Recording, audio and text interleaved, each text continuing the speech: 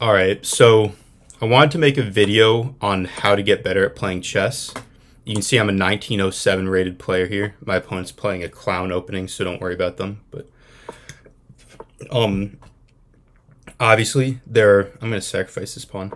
There are much better players than me at chess. Obviously, many of them are 12, but I will say I was the highest rated chess player in Washington D.C. And I did that after only about a year and a half of studying chess. So I do have a good system of studying. I got better very quickly, mostly because I also just played like 8 hours a day. I played like an absolute lunatic when I got into chess. A little backstory on that, it was because I quit playing piano.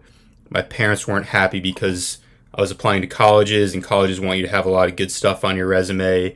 And I had like piano, but I quit, and they were like, what are you going to do instead? And so I got kind of obsessed with chess, and I thought I would do that. So that's some of the motivation behind why I did it. But regardless, the way I got essentially I won a bunch of tournaments.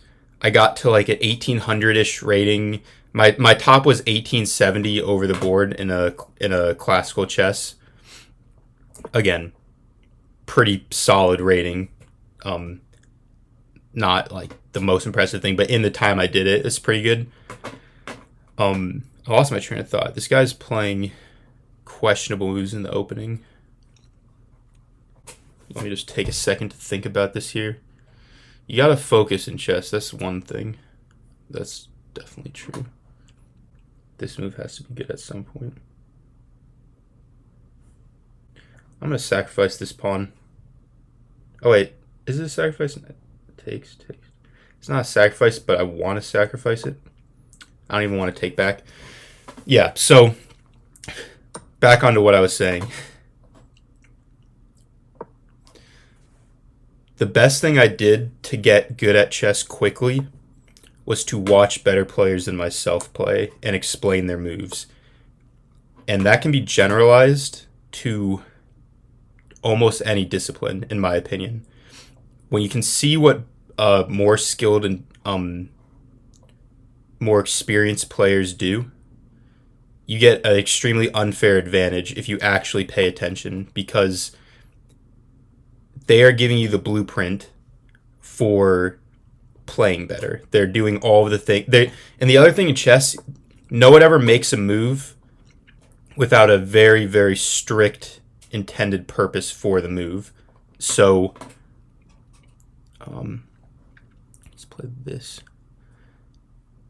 Every single move a good player is going to make has a very specific reason. Even in bullet games, actually, if you watch like fast paced play, which again you shouldn't do until you're a little bit more experienced.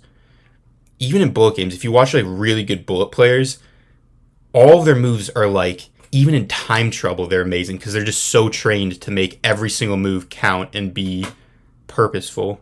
That's check. So every single time like a grandmaster makes a move, and you can look at these, 5 blunders. Yikes! Don't pay attention to that. I'm a good chess player. I was mentioning chess databases. That's where I left my train of thought. Go on chess databases, and every single move a good grandmaster makes, pay attention and think, why did they make that move? And you can even use chess databases in the opening of your choice. So you can say for e4, let's say you like playing e4, you can go through all the top games with e4. Let's say more specifically, if you're a higher, more experienced player, let's say you like the Roy Lopez opening. You go into the Roy Lopez opening with good players, and you step through the games. You can step through 5, 10, 20 games if you want, and you just think, okay, on move 12, they went into this line. Why did they strategically want their pieces here? Why did they do this?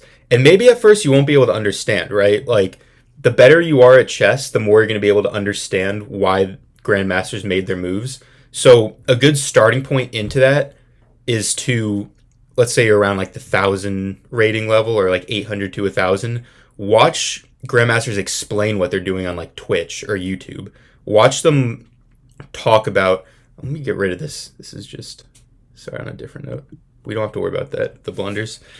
Um, Listen to what they say about their moves and really pay attention.